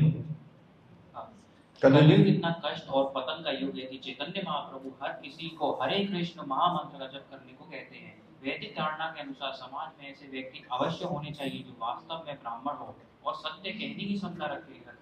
यदि प्रत्येक व्यक्ति शूद्र होगा तो आध्यात्मिक इस सत्य को नहीं समझ पाएगा। कहा जाता है कि कलयुग में प्रत्येक व्यक्ति शूद्र, कालो शूद्र संभव हो गया है और यही ब्राह्मण की पहचान करना मुश्किल हो गई है और उनकी संख्या बहुत कम है। वास्तव में आज हमारे पास एक भी योग्य ब्राह्मण नहीं है। हाँ, तो यहाँ पर प्रभुपाद जी ने एक श्लोक दिया श्रीमद् भागवतम का 1:1:20। यहाँ पर प्रायेणाल्पायेषु सभ्ये कलो अस्मिन् युगे जना मंदा सुबंध मतयो मंद भाग्या उपद्रत। तो यहाँ पर कह रहे हैं कि हे विद्वान कली के, इस युग में लोगों की आयु न्यून है, वे झगड़ालू हैं, आलसी हैं, पथभ्रष्ट तथा साथ साथ सदैव विचलित रहते हैं। तो ये कलयुग की विशेषता बता रहे हैं हमारे जैसे जीवों की, कि हम लोग झगड़ालू हैं, हमारी आयु कम है, न्यून है, आलसी हैं, पथभ्रष्ट हैं, पता ही नहीं हमें किस रास्ते जाना है, और सदैव विचलित रहते हैं, कंफ्यूज रहते हैं। तो यहाँ पर देखिए, व्यक्ति की इस युग में उम्र बहुत कम होगी और आध्यात्मिक समझ की क्षमता कम होगी। अब आध्यात्मिक नॉलेज देखिए हमारे कितना अभाव है ही नहीं, कोई स्टडी करने के लिए कोई एजुकेशन नहीं है, कोई यूनिवर्सिटी नहीं है जहाँ पे ऐसी नॉलेज मिलती हो। वास्तव में मनुष्य जीवन आध्यात्मिक समझ के लिए ही है। ये जो जीवन मिला है ना, ये आध्यात्मिक नॉलेज के लिए मिला है, मटेरियल नॉलेज के लिए नहीं मिला। ये तो शरीर को चलाने के लिए हम थोड़ा बहुत अपने आप ही सीख लेते हैं, ये जरूरत नहीं है इसकी विशेष। कोई नहीं पढ़ा हुआ तो इसका मतलब ये नहीं कि वो जीवन नहीं चला सकता, भरण पोषण नहीं कर सकता। हम देखते हैं कि हमारे कई आज से कुछ साल पहले जब एजुकेशन सिस्टम बीच में ज़्यादा इतना वो नहीं था, तो अनपढ़ लोग भी हमसे आज से जो कमा रहे हैं उससे कई ज़्यादा उनके पास पैसा है, बहुत इतना पैसा कमा चुके हैं, और उनका नॉलेज कैलकुलेशन ऐसे कर सकते हैं जो हम कैलकुलेटर लेके नहीं कर सकते। उनकी बुद्धि इतनी एडवांस रहती थी। तो इसका कोई फर्क नहीं पड़ता इससे कि, लेकिन ये भौतिक नॉलेज जो है वो कुछ नहीं है, आध्यात्मिक नॉलेज के लिए हम आए हैं, वही शरीर इसीलिए मिला हमारे को ये मनुष्य जीवन। लेकिन प्रत्येक व्यक्ति शूद्र है और उसे आध्यात्मिक जीवन में कोई रुचि नहीं है। इसीलिए नहीं है क्योंकि हम शूद्र श्रेणी के हैं, निम्न श्रेणी में आ चुके हैं। लोग जीवन का सही उद्देश्य भूल गए हैं। मंद शब्द का अर्थ है धीरे व खराब। मंद भाग्य मतलब खराब भाग्य, भाग्य नहीं है। और वह या तो बुरी आदतों का शिकार है या आध्यात्मिक बुद्धि कमजोर है, या दोनों का मिश्रण है। लोग बहुत दुर्भाग्यशाली हैं या चिंताओं से ग्रस्त हैं। श्रीमद् भागवत के अनुसार इस युग के अंत में न तो वर्षा होगी वह अन्न की कमी होगी। अंत जब कलयुग का अंत होगा ना, तब बारिश कुछ नहीं होगी, अन्न मिलेगा ही नहीं कहीं देखने को, मांस खाएंगे, कुछ होगा तो पता नहीं केमिकल से कैसे जिएंगे। सरकार भी बहुत भारी टैक्स लगाएगी, कर लगाएगी। उपरोक्त गुणों का वर्णन जो भागवत में हुआ है उसका एहसास हमें अभी से हो रहा है। भागवत में बहुत हजारों साल पहले लिख दिया था और अभी हम देख रहे हैं कि देखिए क्या हमारे साथ हो रहा है। क्योंकि कलयुग इस एक दुख का युग है।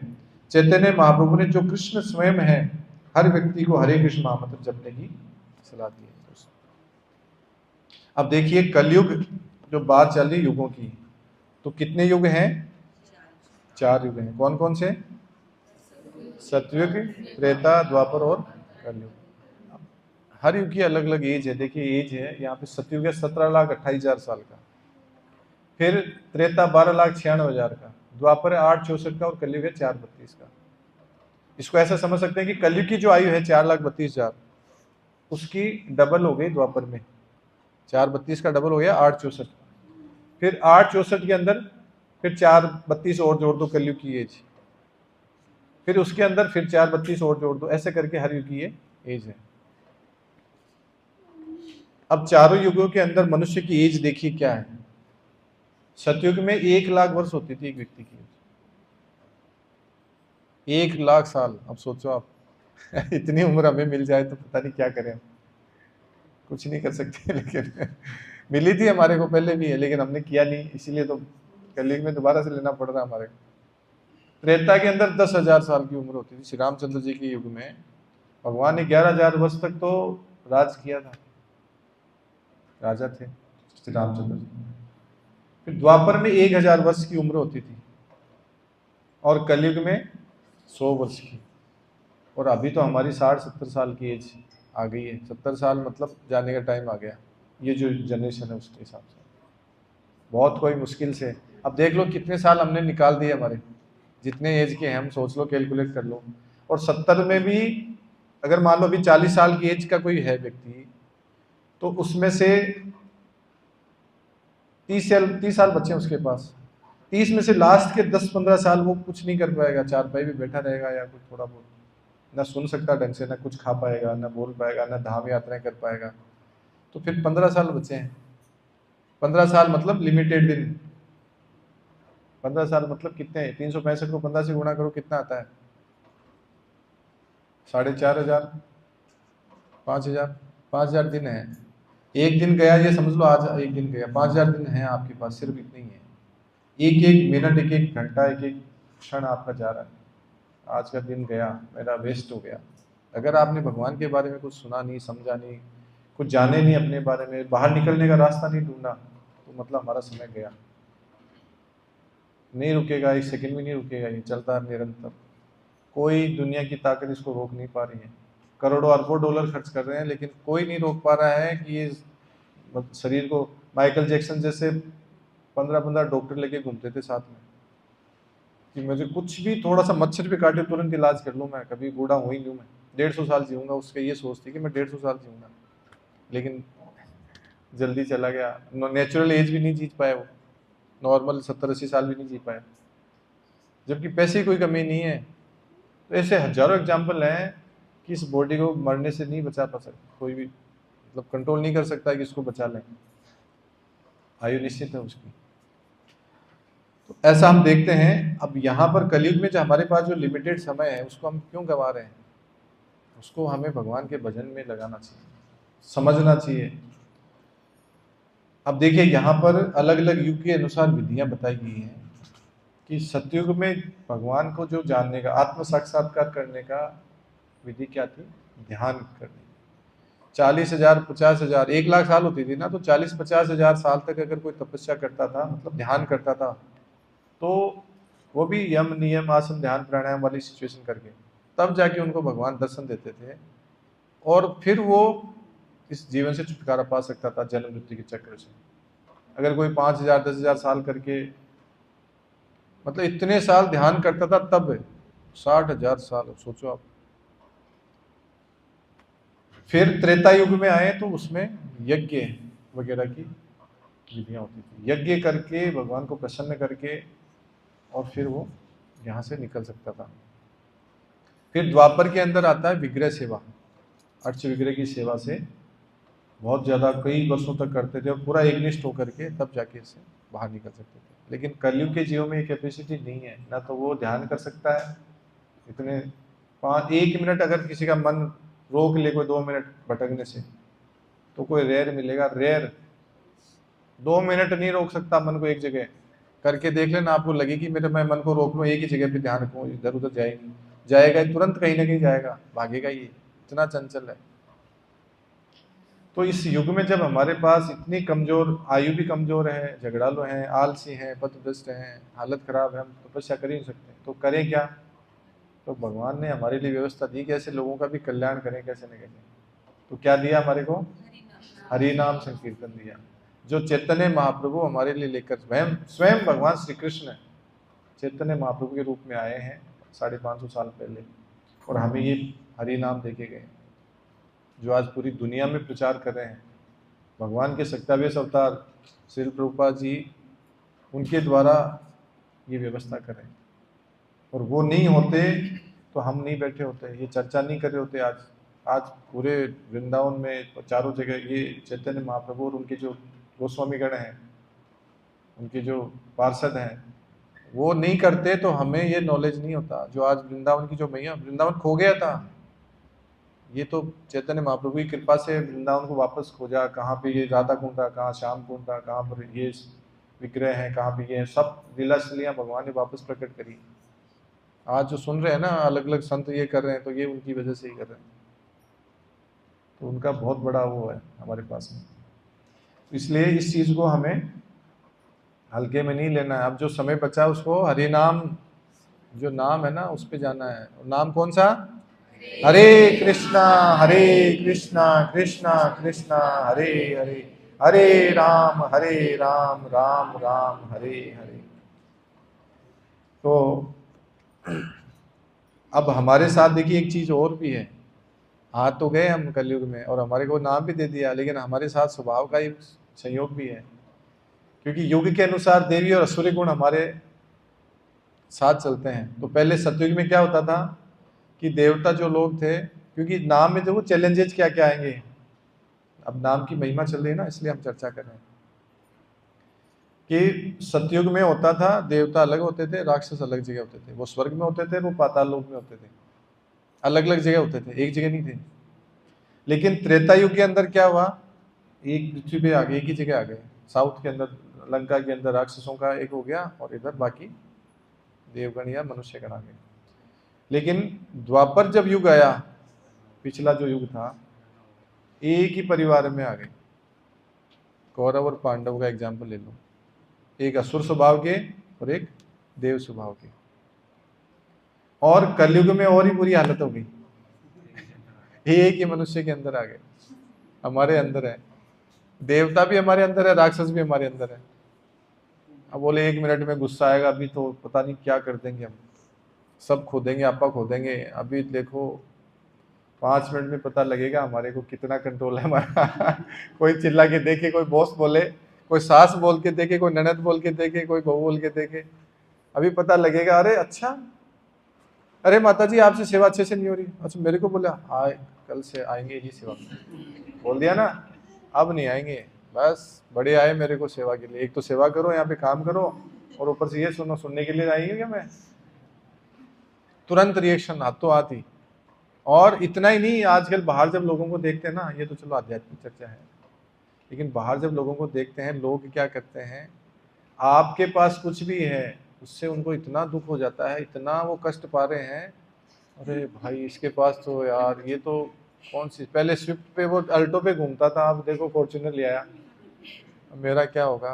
अरे भाई पहले 300 रुपये की साड़ी पहनती थी, आज तो 20-20 हज़ार के लहंगे लेके पहन रही, इसके पास तो ये ज्वेलरी है, मेरे पास तो है नहीं। वो कष्ट से इतना तड़प रही अंदर, और अपने पति को फिर लगा रही पुश कर रही, मेरे को ये चाहिए, ये मेरे को ला के दो, ये कैसे भी लाओ, कुछ भी करो, मुझे नहीं पता, जो झूठ पाखंड जो करना करे करे, रिश्वत लेना पड़े लेकिन मेरे को चाहिए। उसकी डिमांड पूरी करने के लिए बेचारा जाके सिग्नल पे कोई बाइक वाले को रोकेगा, कभी कुछ करेगा, कोई कहीं गड़बड़ करेगा, कोई कहीं ना कहीं दिमाग उल्टा लगाएगा, क्योंकि वो अगर नहीं हो रहा तो क्या करे, घर में कलेश थोड़ी करे। तो ये युग का प्रभाव है। और एक ही व्यक्ति में एक समय तो देव के गुण आ जाएंगे, तुरंत वो बोलेगा अरे ले जा रहे यार, ठीक है थोड़ा पुण्य कर देते हैं, किसी को खिला देते हैं, किसी को कपड़े दे देते हैं, कुछ अच्छा सोचेगा, अच्छे विचार आएंगे, अच्छी संगत में रहेगा। अब तुरंत कभी ऐसी संगत में आएगा तो उसके विचार बदल जाएंगे, उसके अंदर आसुरी गुण आ जाएंगे, ऐसा करेगा कि मतलब अरे यार इस आदमी से उम्मीद थोड़ी कर सकती, इतना गुस्सा मैंने तो आज पहली बार देखा, मतलब वो असुर गुण उसके सामने प्रकट हुए आज। तो इस तरह की सिचुएशन व्यक्ति के अंदर आती है। तो ये युग का प्रभाव है, ठीक है। तो अब इस युग के अंदर जब हमारे अंदर दोनों ही चीजें हैं, तो हमें कौन सी चीज को बाहर लाना है वो हमारे ऊपर है, किसकी संगति हम कर रहे हैं। अगर असुर गुणों को हम ज्यादा लेंगे तो हमारे अंदर वही भाव आएंगे, और अगर हम देव गुणों को लेके चलेंगे तो हमारे अंदर वही भाव आएंगे। चॉइस हमारी है, भगवान ने स्वतंत्रता दी है हमारे को, ये नहीं कहा, रोबोट नहीं बनाया कि ठीक है मैंने कह दिया तो ऐसे चलना है, मैं बोलूंगा वही करना है, कुछ सोचना नहीं है, कुछ रोबोट नहीं बनाया। जीवित आइडेंटिटी है, स्वतंत्र है, भगवान की समान है, लेकिन उनकी जितनी क्वालिटी नहीं है, कम है, लेकिन स्वतंत्रता दी है। आप चाहो तो इधर जाओ, आप चाहो तो उधर जाओ, आपकी चॉइस है। तो जन्म मृत्यु के चक्र से कैसे छुटकारा मिलेगा? भगवान के नाम से मिलेगा। अब ये कहाँ पे? भगवत गीता में आ रहा है कि अंत काले च मामेव स्वर्ण मुक्तिवा कलेवरम ये प्रयति स मद्भवम याति नास्तस्ते संशय। जो मनुष्य अंत समय में मेरा ही स्मरण करता हुआ शरीर त्यागता है, वह तुरंत ही मेरे स्वरूप को प्राप्त हो जाता है, इसमें कोई संदेह। ये कौन कह रहे हैं? भगवान कह रहे हैं कि अंत समय में मेरा जो स्मरण करेगा, और अंत समय में स्मरण आएगा ही नहीं, क्योंकि हमने तो मकान से, बच्चों से, परिवार से, गाड़ी बंगले से, प्रतिष्ठा से, इज्जत से, उससे जोड़ रखा है सब कुछ। उसका क्या होगा, चलो जा रहा हूँ तो जाते जाते वसीयत लिख जाऊँ, ये कर जाऊँ, वो कर जाऊँ। हमने तो आज तक सोचा नहीं, अरे और मर रहे हैं, तुरंत कुछ हो रहा है तो भगवान का नाम तो आएगा ही नहीं मुँह पे, क्योंकि उस समय तो सिचुएशन कुछ और होगी। पत्नी का याद आएगी, बच्चों के मोह भरा पड़ा हमारा, किसी चीज़ से मोह है तो वो जाएगा।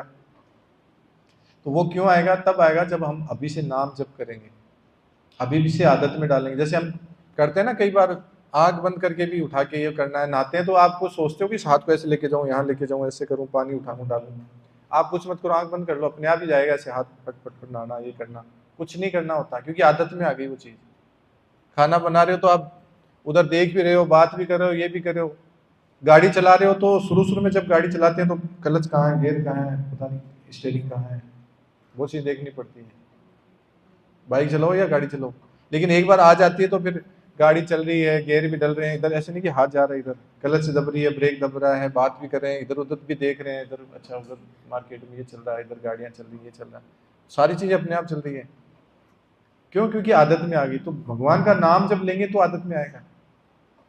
हरे कृष्ण महामंत्र को हम रोज जपते हैं और सुनेंगे भगवान के बारे में, उनकी लीलाओं का, उनके गुणों का, उनकी चर्चा करेंगे तो हमारे अंदर उनके गुण आएंगे। तब हम बार बार सुनेंगे, हृदय शुद्ध होगा, और सुनेंगे और नाम जप करेंगे। तो अंत समय में चांस है कि हमारे मुख से या हमारे मन में भगवान का नाम आए, और जब भगवान का नाम आएगा तो भगवान के धाम जाएंगे, वापस नहीं आना पड़ेगा इस जेल के अंदर। अब जिसको जेल में रहना है वो नाम जप नहीं करे, छोड़ देना नाम आज ही, भैया मेरे को तो जेल में रहना है, मेरे को तो नहीं निकलना है, तो चाहे कुत्ते बिल्ली सुअर कुछ भी बन जाएंगे, हम तो नहीं जाना। और जिनको इस चक्कर से बार बार ये बीमार हो रहे हैं, बुढ़ापा आ रहा है, बीमारी कष्ट भोग रहे हैं, आज ये हो गया वो हो गया, कोई लफड़ा नहीं है वहाँ पर, आनंद में। जो आलस आ रहा है ना, आलस भी नहीं आता। भगवत धाम में इतना आनंद है, जो चाहिए वो मिलेगा। और एकदम भगवान दिखाते अपनी लीलाओं से, डेमो देने के लिए आते हैं ना, कितना आनंद है। भगवान की लीलाओं का हम आगे श्रवण करेंगे। तो हरे कृष्ण महामंत्र को हमें मतलब पूरा एकदम दृढ़ता से जपना है। कितने लोग माला कर रहे हैं? अभी स्टार्ट नहीं करी अभी? कितनी करते हैं? एक से कम एक माला तो करते हो। कितने लोग हैं? ठीक है, हाँ, लेके नहीं बैठते। हाँ, तो माला से क्या होता है, एक नियम होता है। जैसे आपके घर का कोई नियम होगा कि चप्पल रसोई में नहीं लेके आते हैं, या नहा करके खाना खाना है, या भगवान को ऐसे गंदे बिना फ्रेश होकर के नहीं लगाना, नहा करके लगाना, कुछ सेवा करनी है, कोई व्रत रखते हैं, कुछ नियम होता हो ना। तो जब घर के नियम है, हमारे बच्चों के नियम है, परिवार के नियम है, सरकार के नियम है, तो लाल बत्ती पे रुकना पड़ेगा। ऐसे आप मर्जी से थोड़ी चला लोगे। मेरे को नियम नहीं पता, मैं तो चलाऊंगा गाड़ी, मुझे क्या मतलब उससे, मैं तो ये करूंगा, मेरी मर्जी के नियम है। तो जब हमारे घर के हम नियम बनाते हैं परिवार के लिए, देश सरकार जब बनाती है, तो भगवान के इस प्रकृति के भी तो नियम है कुछ, उनसे भी तो हम बंधे हुए हैं। ऐसा थोड़ी अब आज नियम छोड़ दो। अगर आपको ये कहा जाए आज एक दिन के लिए आप कुछ भी करो, कोई आपके ऊपर लॉ एंड ऑर्डर नहीं है, सब फ्री है, तो आप एक भी व्यक्ति जीवित नहीं रहेगा, कुछ भी सामान बचेगा नहीं अपनी जगह। और ये जो नियम है प्रकृति के, ब्रह्मांड के, ये हटा दिया जाए, ये तो भगवान अपनी शक्ति का छीन ले तो सारे ब्रह्मांड में जितने भी ग्रह हैं, सब चीज़ें तहस नहस हो जाएं, कुछ नहीं बचे। ये छोड़ दें, अपनी व्यवस्था को अगर हटा लें, कानून अपना हटा लें, तो सब कुछ गड़बड़ हो जाए। कोई कितने मर्डर करे, क्या फर्क पड़ता है? अभी लोग सबको सल्टाता हूँ, मुरलीपुरा में मैं ही रहूँगा आज पूरे परिवार में सबके गहने चोरी कर लेंगे, ये कर लेंगे, पूरा ये मैं ही कब्जा करके बैठ जाऊंगी। या बताओ, सास बहुत झगड़ा करिए ना, आज लोग उसका नंबर लेते हैं। तो अगर नियम नहीं है तो फिर सब गड़बड़ हो जाएगा। नियमों से हम बंधे हुए हैं। तो नियम, माला पे भी नियम है, इसलिए करते हैं कि इससे हमारा एक फोकस रहता है कि हाँ करना है। अरे यहाँ नहीं हुई, 1 माला 2 माला 4 माला, तो हाँ मन में लेते हैं, ठीक है। हमारे धर्मपत्नी जी हैं लक्ष्मी जी, वो जब मैं शुरू में माला जप कर रहा था तो बोले आप क्या ये लेके बैठ गए, मेरे को पसंद नहीं है कि तुम्हारा बंद करो ताम झाम मेरे खुद के साथ चैलेंज आया था ये शुरू में। तो अक्सर हम कई बार क्या करते हैं, वो चीज़ें दिखाते हैं, दिखाना नहीं है हमें शुरू में, क्योंकि लोग समझेंगे नहीं। जब वो क्लास में नहीं आए, बैठे नहीं, समझा नहीं, तो उनको पता भी नहीं कि क्या है, ये दिव्य ज्ञान है, तो उनको समझ में नहीं आएगा। परिवार वालों को उनको बताएंगे हम नाम करते हैं, इसमें ये होता है, तुम ये क्या करते हो, तो वो समझेंगे नहीं। तो वहाँ उनको बुद्धि नहीं भेजनी उनको, हाँ उनको छुपा के माला में छुपा के करनी, उनको दिखाना नहीं है। भक्ति दिखाने का कार्य नहीं कि हम देखो इतनी कर रहे हैं, कंठी माला पहन के उनको दिखा रहे हैं। ये वो जब समझ में आएगा तो अपने आप आ जाएगा। हमें दिखाना नहीं, भक्ति अपने अंदर का भाव है। तो वो एक दिन समझ में आ ही जाएगा उनको, आज नहीं तो कल, कल नहीं तो परसों, ऐसे नहीं तो माया के थपेड़े खा के समझ आएंगे। तो नाम जब करेंगे तो हमारे अंदर उसका प्रभाव आएगा, हमारा हृदय शुद्ध होगा। जो हमारे अभी इस चित्त पे जो इतने धूल पड़ी है, जितनी सारी परतें हैं पापों की, कलमसों की भरी पड़ी है, वो कैसे हटेगी? नाम से हटेगी। अगला जो चैप्टर आएगा वो नाम की महिमा पे आएगा, बहुत इंटरेस्टिंग चैप्टर है। नाम की महिमा इतनी ज़बरदस्त है कि इसका क्या फल है वो अगली बार डिस्कशन करेंगे। इसमें अलग अलग टॉपिक पे अलग अलग चर्चा होगी। तो शुरुआत के 2-3 चैप्टर पे तो विशेष ये पुनर्जन्म, आत्मा और इसके विषय पे होती है, क्योंकि हम थोड़ा पूरा समझ जाएं कि हम शरीर नहीं आत्मा है। उसके बाद में आगे की चीज़ें चलेंगी, प्रकृति, काल, समय, ये सब चीज़ें आगे आएंगी। तो इसलिए अंत समय में नाम तभी आएगा ध्यान में जब हम अभी से प्रयास करेंगे। और अंत समय का पता नहीं कब अंत समय आ जाए, तो क्यों लेट करते हैं? अभी से माला लो और जप करो। तो करेंगे कल से माला स्टार्ट? कितने लोग करेंगे? जो कर रहे हैं वो भी हाथ खड़ा कर सकते हैं। सभी करेंगे? कोई है ऐसे प्रभु जी, माता जी, जो नहीं कर सकते या नहीं करना चाहते, या अभी क्लियर नहीं है, मन में कुछ संशय है? राधिका भी करेगी? हरी बोल। देखो राधिका एक श्लोक सुनाएगी अभी। आ जाओ, इधर आ जाओ आप। इसको बहुत सारे श्लोक हैं इसकी डिक्शनरी में, देखो रोज एक एक श्लोक सुनाएगी हमारे को। अब समझे, देखो हम ये बच्चे होकर के इतना सब कुछ सुन रहे हैं, भगवान के बारे में याद कर पा रहे हैं।